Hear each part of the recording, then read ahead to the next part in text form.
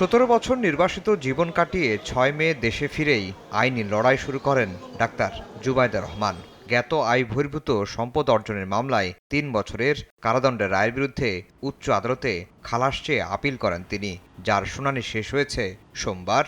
বুধবার সিদ্ধান্ত জানাবেন হাইকোর্ট। এই মামলায় গুরুত্বপূর্ণ ডাক্তার জুবাইদার আইনজীবী বলছেন, বেআইনি প্রক্রিয়ায় মামলা ও সাজা হওয়ায় খালাস পাবেন জুবাইদা।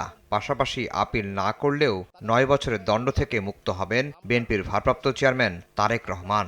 মইনুল হোসেন রোডে যেই বাড়ি ওনাকে থাকতে দেওয়া হয়েছিল, ওনার অনাথ 2 সন্তান এবং ওনার স্ত্রীকে বেগম খালেদা জিয়াকে, ম্যাডাম খালেদা জিয়াকে, সেই বাড়িটাও আজকে এই মামলায় দুদক বলছে যে এটা তারেক রহমান সাহেবের অর্জিত সম্পত্তি এবং এটা অবৈধ সম্পত্তি, সরকারি সম্পত্তি। সরকার শহীদ রাষ্ট্রপতি জিয়াউর রহমানের পরিবারকে দিয়েছেন, আর আজকে মামলায় তারেক রহমান সাহেবকে দোষী সাব্যস্ত করে সাজা দেওয়া হয়েছে যে এই সম্পত্তি, এই গুলশানের এটা এবং এই মইনুল হোসেন রোডে ক্যান্টনমেন্টের যে বাড়ি, এই দুইটা উনি অবৈধ উপায়ে নাকি অর্জন করেছেন এবং এটা তার জ্ঞাত আয় বহির্ভূত। বিচারের নামে এরকম প্রহসন, এটা আমি আমার ওকালতি জীবনে কখনো দেখিনি। এদিন শুনানিতে উঠে আসে জিয়া পরিবারের প্রতি আওয়ামী লীগ সরকারের প্রতিহিংসার নানা দিক।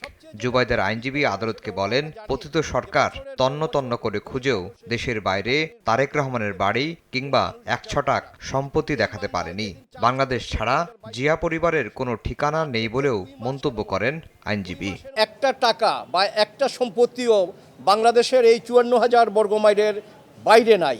কাজেই ম্যাডাম খালেদা জিয়া অনেকবার উনি বলেছেন যে বাংলাদেশের বাইরে আমার কোনো ঠিকানা নাই।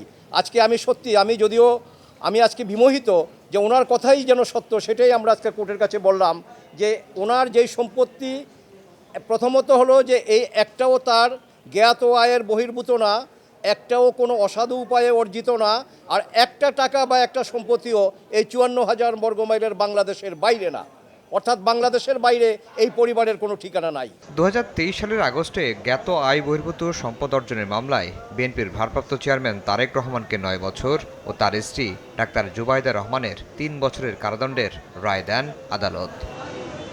আফজাল হোসেন, সময় সংবাদ, ঢাকা।